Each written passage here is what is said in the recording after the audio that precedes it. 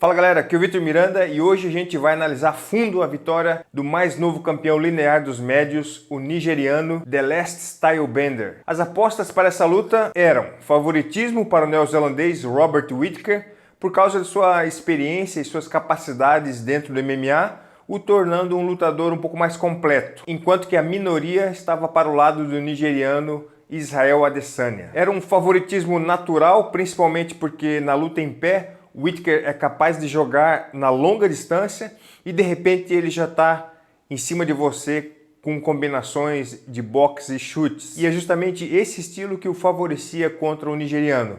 E por que esse estilo e essa capacidade de encurtar a distância com velocidade é bom contra o monstro do kickboxing Israel Adesanya? Adesanya, ele luta na longa e na média distância com a guarda baixa. Isso porque lutadores que se movimentam muito bem, eles precisam lutar com as mãos mais baixas, mais na altura da cintura. É basicamente uma escolha: movimentação eficiente com a guarda baixa ou um bloqueio muito eficiente com uma movimentação limitada. No MMA, a primeira opção, geralmente para muitos, é a mais acertada, porque existem as quedas, né? E ficar parado, por melhor que seja a sua defesa, ou suas esquivas, ou seus bloqueios, a chance de ser quedado ou de tomar um golpe muito forte de mão, já que a luva é pequenininha, aumentam muito. Então, a movimentação é a melhor opção.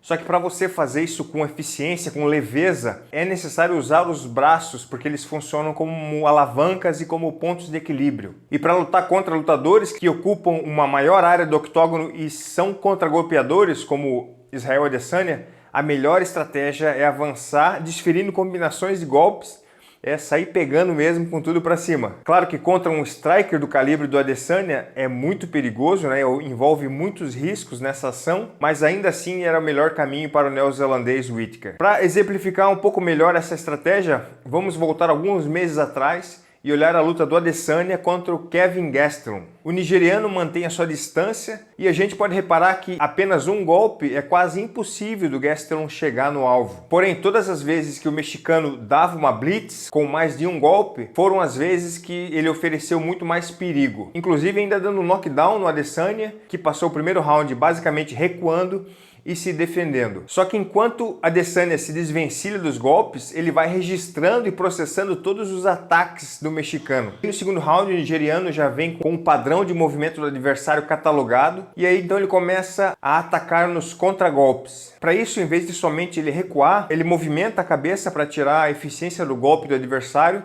e por cima ele coloca os seus golpes com precisão e no timing correto. Boom!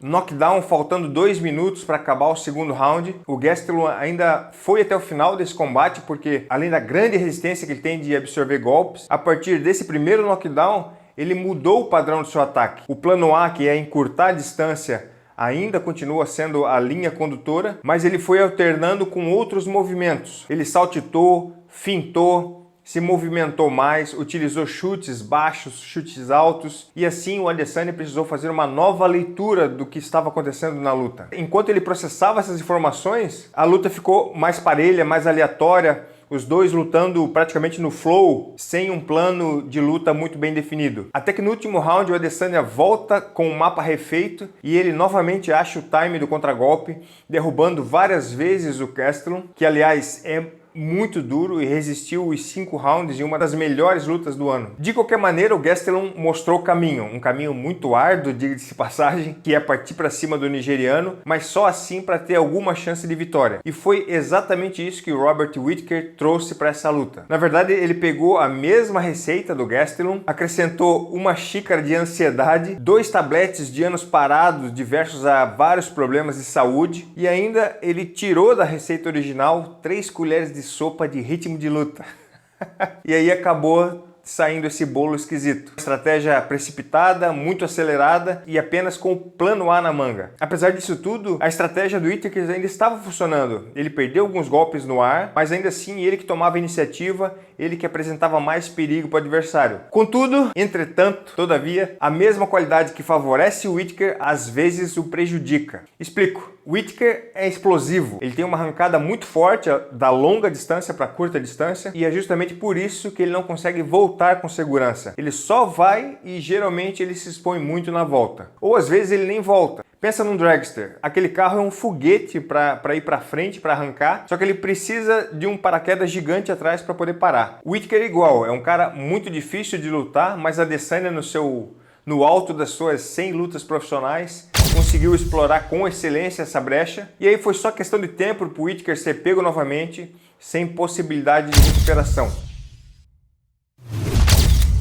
E a gente viu que não foi apenas um golpe que terminou a luta. O nocaute foi sendo construído com vários golpes precisos, certeiros, que fatalmente vai minando muito a resistência do oponente até que a barrinha da energia fique completamente vazia. Para muitos, Robert ainda é o melhor lutador, é melhor lutador de MMA do que Israel. Eu também concordo, mas a gente não pode esquecer que no esporte existe uma coisa mais importante do que ser melhor ou pior, que é o momento, o timing, a estrela em volta. A primeira lei de Newton fala que um corpo em movimento tem tendência a continuar em movimento, e a mesma lei diz que um corpo em repouso tem a tendência em continuar em repouso, a não ser que uma força seja aplicada sobre esse objeto. Israel Adesanya está no embalo de 9 lutas em 2 anos, enquanto Whittaker ficou esses 2 anos parado por conta de lesões, problemas de saúde, que inclusive o levaram ao hospital por várias vezes. Então, naturalmente, ele precisa de mais tempo e de muito mais esforço para voltar ao seu ritmo. Inclusive, uma revanche num futuro próximo não é descartada.